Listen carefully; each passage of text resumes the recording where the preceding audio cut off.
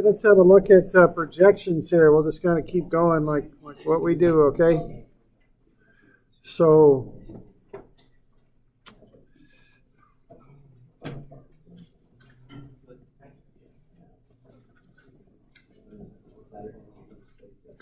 what we can do with a projection is take a force and put it on a given line.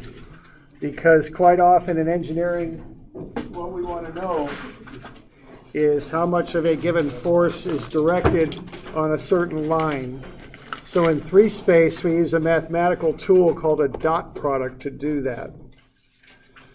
So what you get when you take a dot product is the magnitude of the first vector times the magnitude of the second times the cosine of the angle in between the vectors. That's what comes out of a dot product. Now, when you compute a dot product, what you do is you take the like components of the two vectors, you multiply them together, and you add them up. That's how you compute a dot product. So what you get out of a dot product is a scalar, not a vector, but a scalar. So when you dot vector A with vector B, what you get is the magnitude of A times the magnitude of B times the cosine of the angle in between. So that mathematical model can be used to compute these force projections that we want. What we do is we take the force vector and we dot it with the unit position vector for the line. And what we'll get out of that is the projection of the force onto the line. Okay. Now what we can also do with these dot products is find the angle between two lines if we want. Cosine of the angle is the two unit vectors dotted together. Okay. So that's that mathematical operation called a dot product, and this is what we do with it. Okay. We find projections of forces on lines, and we find the angles between two lines.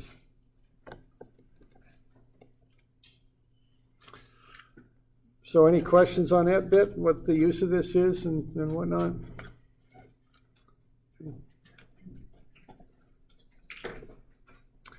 Well, we got an example there on page 210. So what we're doing here is we're getting the coordinates of these points. And then once we've got them, we use them to generate vectors. Now, the first thing that I was wanting you to do there is to find the vector FBC, okay, the force that goes from B to C. And you should be able to do this now, okay? So just, be comfortable with this and learn the steps. So we take, to get RBC, we take RC minus RB, we subtract the like components. We find the length of that line by taking the square root of the sum of the squares, theorem of Pythagoras. We divide through by the length of the line and get a unit vector from B to C, and then we scale it up by a magnitude of 300 and get a force vector. That's how that goes. That's the steps of accomplishing that.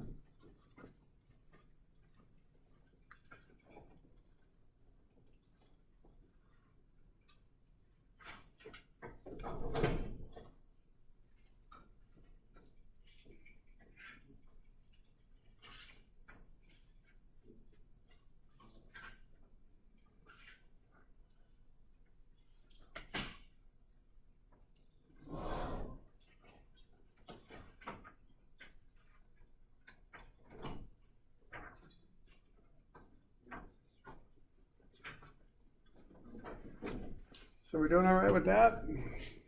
That's how you do that, okay? Now I think on the next page what we're going to do here is find the other part, the other thing that we need. And the other thing we need is a unit vector. That's a force vector there. What I'm going to do is dot it with the unit vector for the line. Okay? So what I'm going to do there is get the unit vector. And why don't you do that? Find that unit vector. Just take a minute and see if you can knock through that stuff and get it. This is 220, I think. Is that right? 210. 210. Okay, 210. Thanks. All right.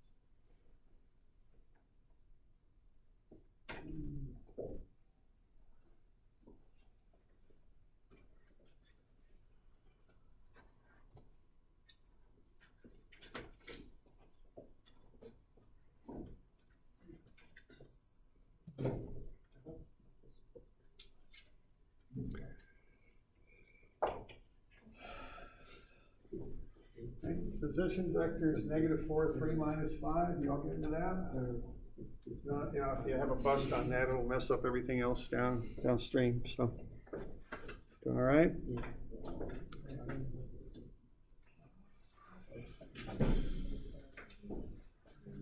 Then you want to get that unit vector.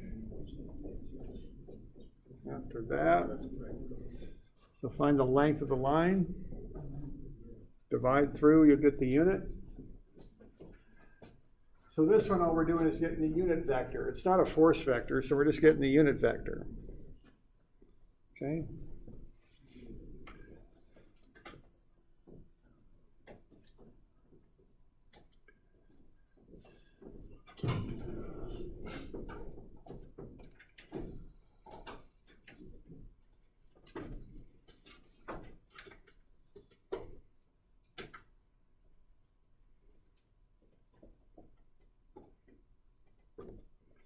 Okay. The magnitude 7.07. Divide through by that. Okay with that? So we do that.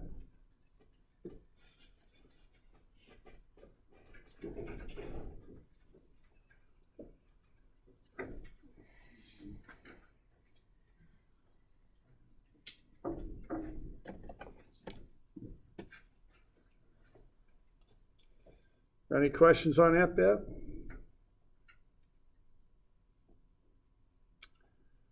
Now, I decided to use UBA. Why did I use UBA instead of UAB? I did that for a reason. Why did I consciously decide to use UBA?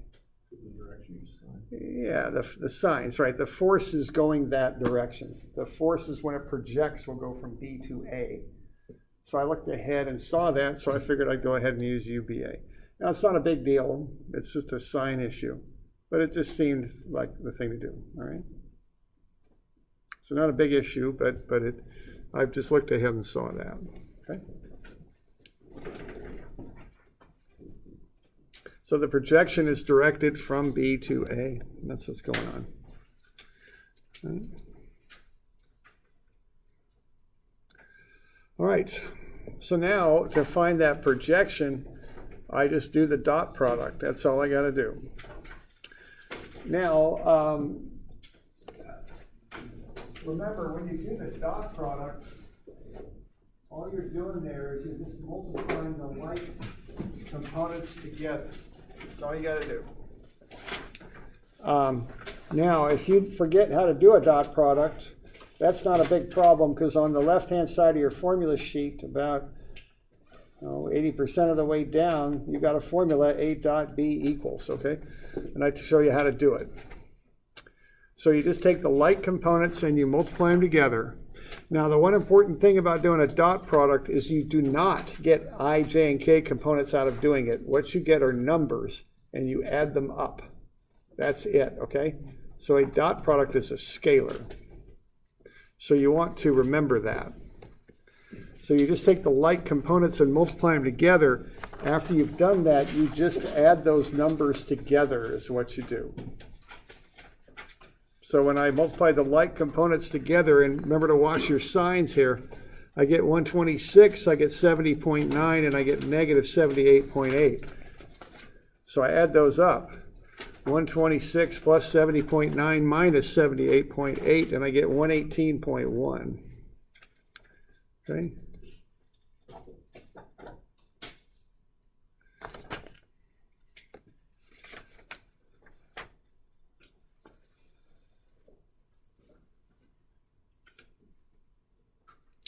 We're doing all right with that?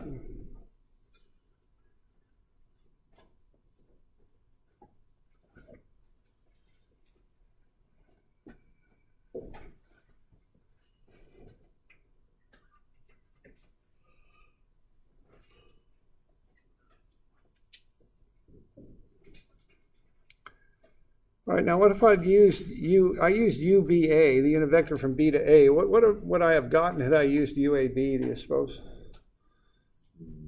Yeah, just negative 118.1, that's all. So it's not really a big deal. I mean, if you guess wrong in which way the projection goes, you just get a negative answer. It's not a big issue. It doesn't matter. Okay. All right. All right. It'll always be negative if it's wrong. Right. Yeah, if you guessed right, it'll be positive. If you guessed wrong, it'll be negative. But if you guessed wrong, it's negative, so what? Just take the negative away. That's all you got to do. It's an easy fix. Yeah, okay. All right. All right, now some other things we could do with this. So sometimes I might want a vector for the projection from B to A. Okay. And I don't know if I put this in your handout or not. I kind of put some extra stuff into this. This may not be in there. It might be. I can't remember if I did or not. I don't think I did. No, I don't think I did. We move on to notice FBC is parallel to BA. Oh, okay.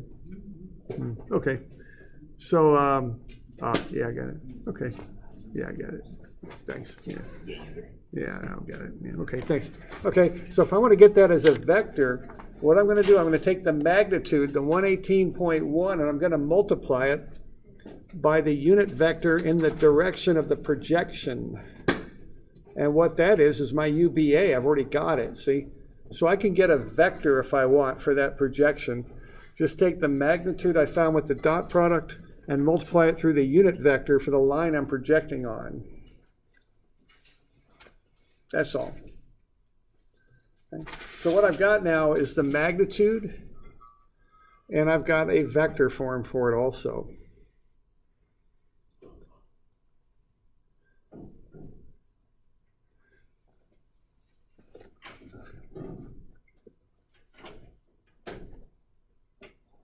All right. So I know that 118.1 Newton projection in vector form is negative 66.81, 50.11, and negative 83.51.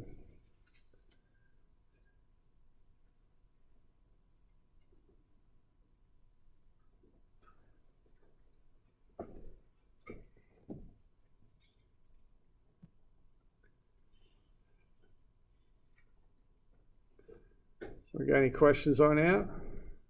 That's the vector form.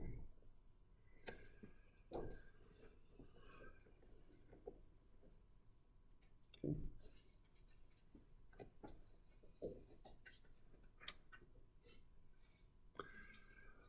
So now we can do some other things with this too, and you might need to put this, off in the back of the other page in your notes or somewhere. I mean, I kind of have expanded on this since I developed those notes.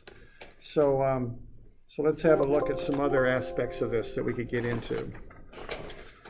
All right. Now I mentioned this earlier when we started this, but what we have here are different forces and some vocabulary that I want you to get used to. Now what we're doing here, we're finding the amount of that force that acts directly along what I would call that member. A member is like a structural something or another, a beam or a post or something. So what I did, I took that angled force and I found the magnitude of it, the 118.1 that acts from B to A. Okay, and another word for that might be FBC, that is parallel to BA. Okay. Now what that's called is an axial force because it acts along the main axis of the member. Now there's two kinds of axial forces. One pushes and one pulls. Compression pushes on the member, tension pulls on the member. And you see, we know the strengths of materials in the axial direction. You can look that up in a table. Okay? So if I found out that I have 118.1 newtons of compression, I could pretty quickly figure out whether that member can handle that or not in compression. Okay? Whether it's strong enough for that. So one of those components there is parallel to the member. It's called an axial force. If it pushes, it's compression. If it pulls, it's tension. Now, there'll be another component of force that'll be perpendicular to the member, and that's referred to as shear. Now, the difference between positive and negative shear isn't quite as big a deal as the difference between positive and negative axial force. So we just call positive or negative shear, it's just called shear, okay? Tension and compression affect things differently, but positive and negative shear don't really much. They're just both shear, okay? So the four vocabulary words is axial force along the main axis, which can be compression, which pushes in on a material, or tension, which pulls. So axial force, compression, and tension. And then shear is perpendicular to the member. Okay. Now, as you can see from those sketch there, we've got ourselves a nice little right triangle thing going there because the compression and the shear are perpendicular to one another. And then the original vector is the hypotenuse of the right triangle. So that's a nice little component kind of thing going on there, isn't it? Okay. So I could say that F compression plus F shear, if I add them as vectors, is FBC. See? Now, what's up with this is, see, I can go to a table and say this member could handle, or I'd actually have to do a few calculations, but I could figure out in compression what that member AB can handle, and I can figure out what it can handle in shear. I can find that out pretty easily. But it's not feasible to have some sort of table that gives me every possible angled force and tells me how that member would handle it. So what I do, I break it up into standards, axial and perpendicular shear. That's how you handle that. And then you look at axial strengths and shear strengths. It gives you kind of a standard to analyze that you can do for any case you might have. Just by doing a bit of writing, trigonometry or a dot product, you can get those things broken up. They're all three considered axial forces, though, right? Shear is not. Shear is not right. an axial force. So. Yeah. So the axials are compression and tension. Shear is its own little thing. And you see, the reason they're different is if you start getting down to the atomic level, what axial and compression do is they push and pull on the atomic bonds. Think of the bonds as being like springs, push them in or pull them out. But shear is a different thing. It causes sliding. Okay. So they act very differently in the atomic level. So they get different strengths for these different phenomena in the material. Okay. All right. Now F compression is perpendicular to F shear. So F compression and F shear are components of FBC. And I should have a vector head on my FBC there, I think, like that. So F compression plus F shear is FBC, okay? So that's a nice little vector relationship we've got there. So basically, if you've got two of them, you can find the third just by manipulating that little vector equation, okay? And if I'm analyzing that, if I'm designing that little BA, whatever the heck it is, I'm going to want to design it for axial, but I'm also going to want to design it for shear. I'm going to want to know what both of those things are so I can design it properly. Okay.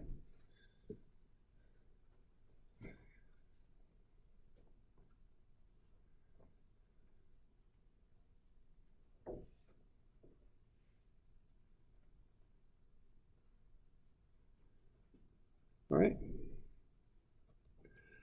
So we can now find what the shear is. That's where I'm going with this. So let's find out what the shear is in this thing.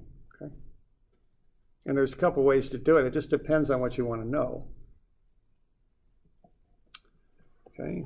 So let's find the shear vector and the shear force. And it's just a little vector thing here, see, because we know FBC is F compression plus F shear. And is that BC or BA? What was that supposed to be? That's supposed to be BA, isn't it? Did I screw that up? Yeah, BA. Okay. So FBA, that should be an A, is F compression plus F shear. So I can solve for F shear. It's FBA minus F compression. I've got FBA. I found that when I found that that projected vector there. Or wait, no, my bad. I'm sorry. I'm thinking too much here. It's just FBC. FBC is the original vector. I'm sorry, my bad. There we go. We're good. All right. Yeah. Okay, so FBC is F compression plus F shear, so I can back into F shear. It's FBC minus F compression. So I take my original FBC vector, the original full vector, and subtract off the compressive vector. And watch your signs on this. And what I'll get is F shear. Okay, so I'm taking FBC, which was the first vector we found, and that's negative 222.8, 167.1, and 111.4. And then I can subtract off that compressive vector that I found. So that's minus negative 66.8, 50.1, and negative 83.5. So watch the signs there. We got some negatives of negatives there, so be aware of that. So I got 222.8 minus a negative 66.8, so that's negative 156. I got 167.1 minus 50.1, that's 117. And I got 111.4 minus a negative 83.5, so that's 194.9. So that's the shear vector, I, J, and K components. Okay. So if I want to know its magnitude, I'll just take the square root of some of the squares. Okay.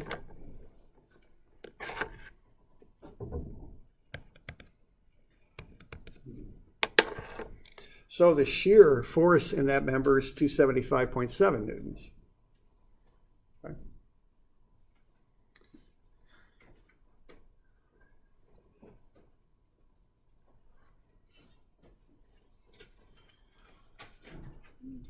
All right, so to find that shear vector, I take the total FBC vector and take away the compressive vector, and that'll get me the shear.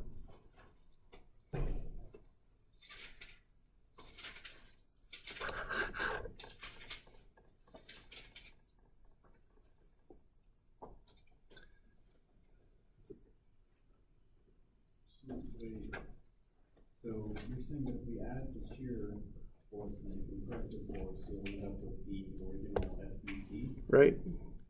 Due to that relationship I'm projecting right now, if you add the shear and compression, it equals the original FBC, because there are two components of FBC and they're at right angles to one another.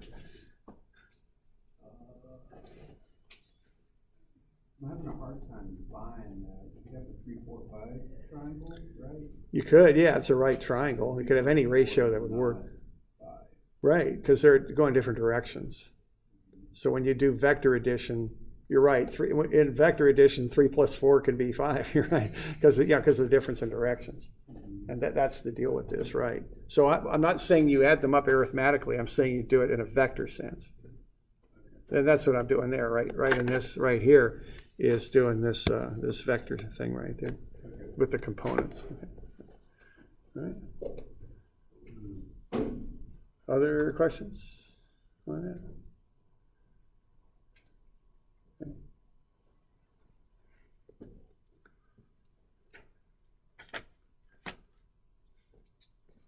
All right.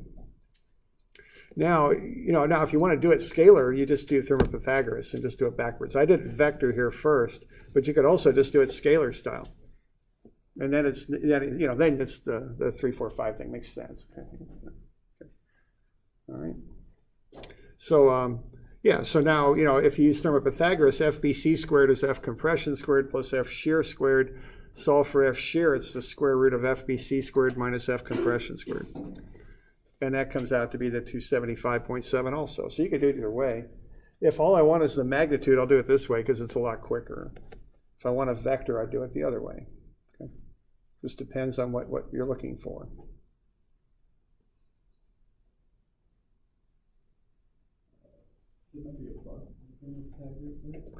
No, because what I'm doing there, I'm not solving for FBC, and I'm subtracting off. Okay. Okay. Yeah. Yeah, I'm just rearranging it. Okay. All right. All right. So either way, it just depends on what it is you're looking for. What you want. This is the quickest way to get to a scalar, to a magnitude.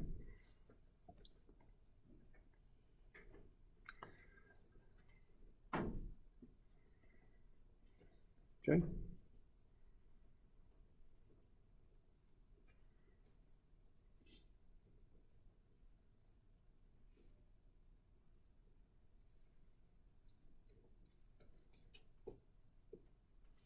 So got any questions on that bit?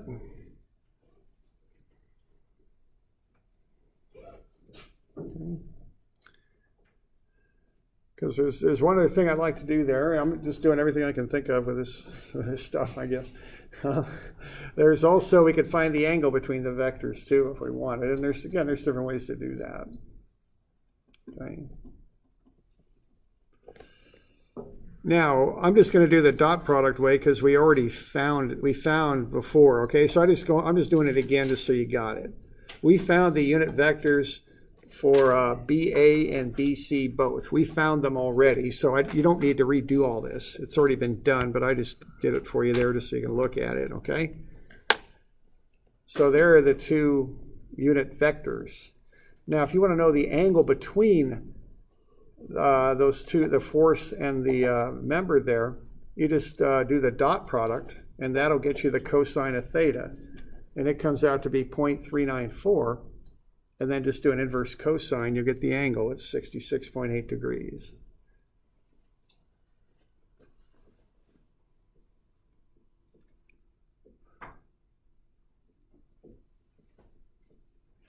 All right.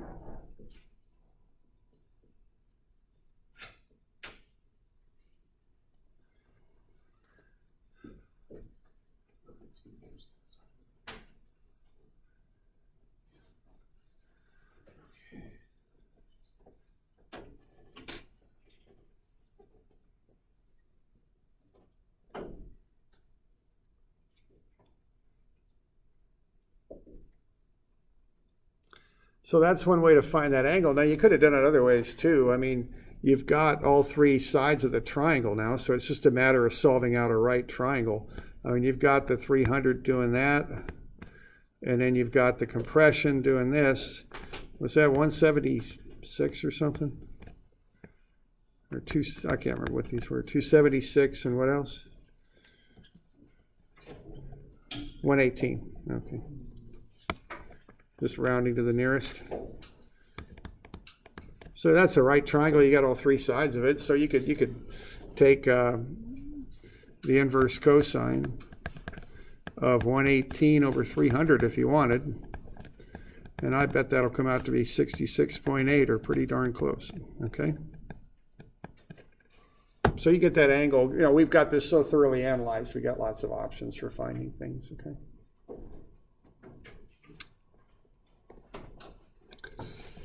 All right. We good? Okay. All right, so that's pretty much everything you need to know about dot products as far as what we're going to do with them. And keep in mind, if you ever need to know how to do a dot product, the formula is right on the formula sheet. It's right there. Okay, just multiply the like components together and add them up. Okay, that's it. Okay.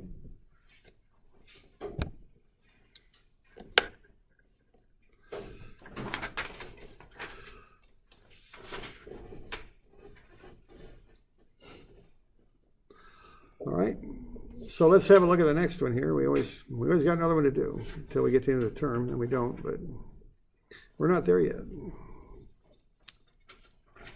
Okay.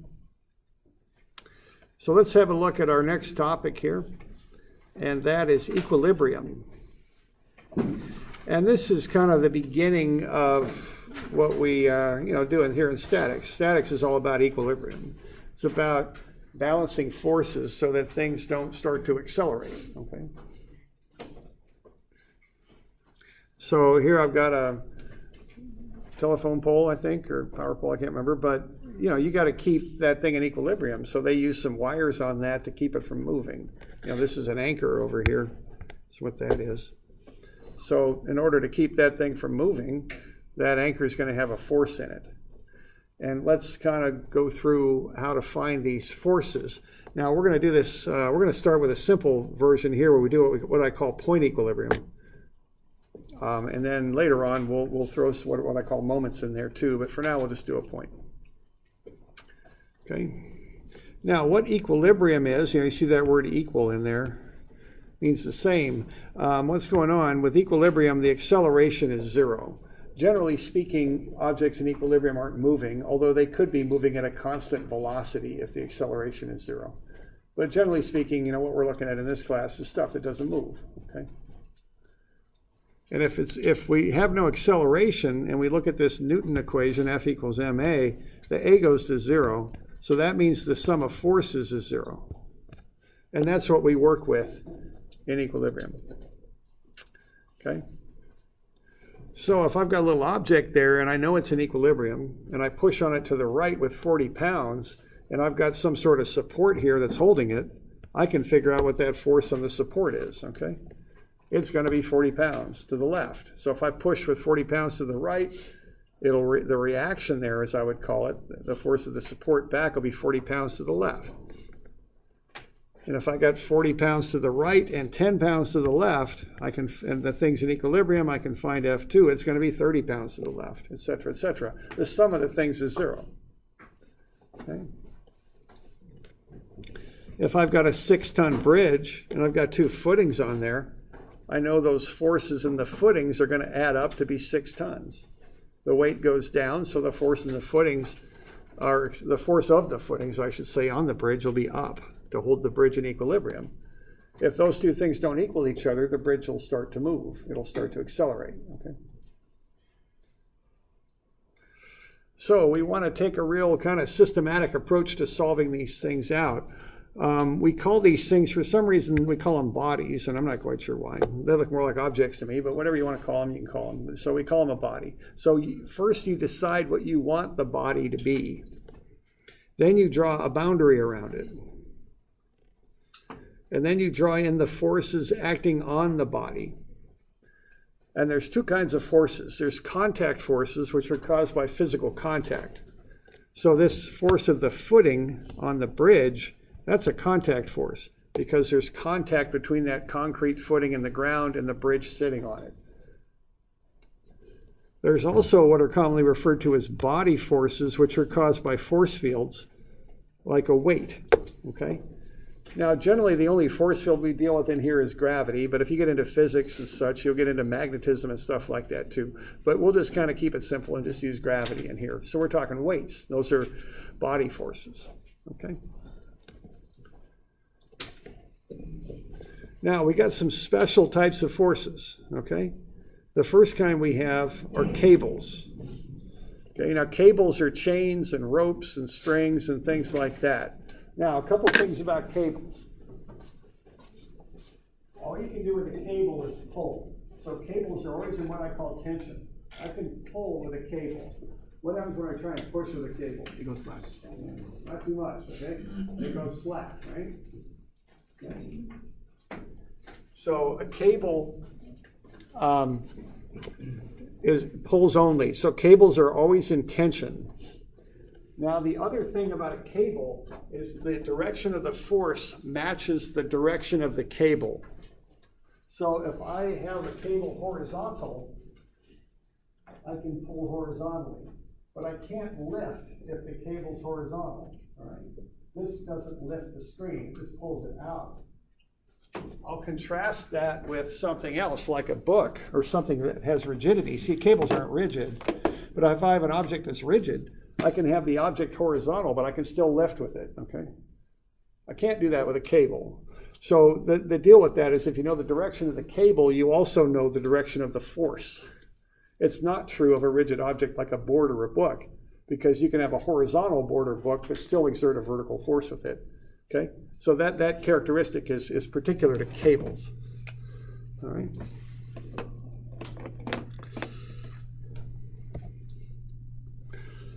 Okay, I've also got frictionless pulleys. Now, I'm going to always assume my pulleys in here are frictionless, okay?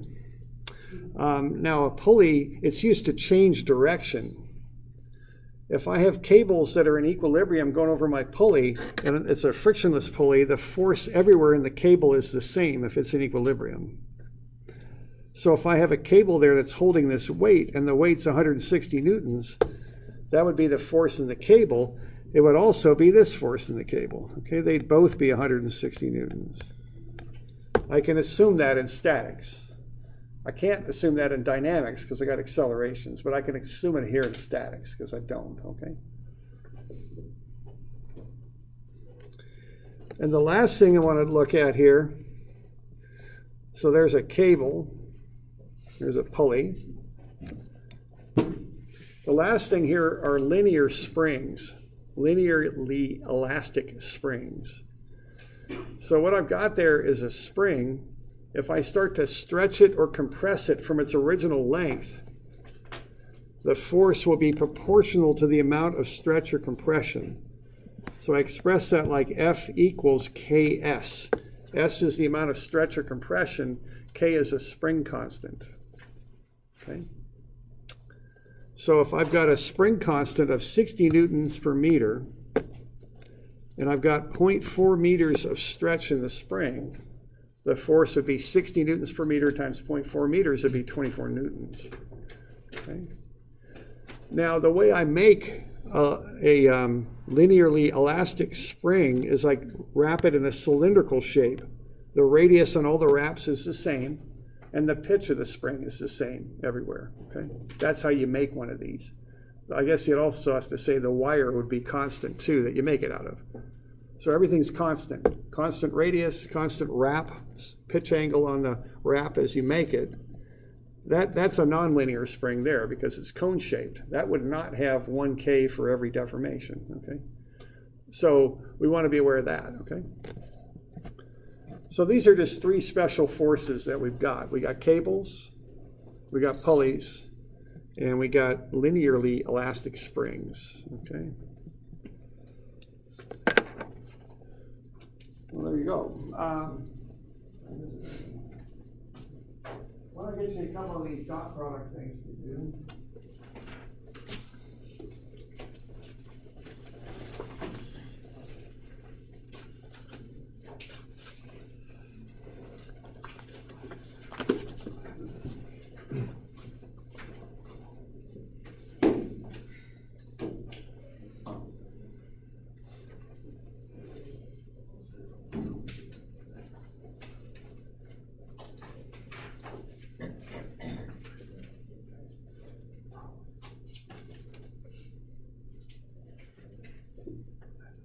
Doing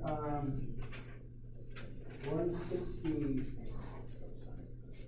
I'm missing a paper. It's 161 and 163. I think. Let me look real quick at that. Look at that. I'm on page 4. So 162 and 163. So let's do that. Now these will be due Monday of next week. So we got 162 and 163. Now 163 is page 4A, I think, right? It's not on page 4. It's on page 4A. And I got that written up for you. Or actually, it's 162 is 4A and then 163 is 4B. there we go. Okay, thanks. So this is 4A, and it's all written up and good to go. And this is 4B. So just fill in the answer blanks on those, okay? When you do them.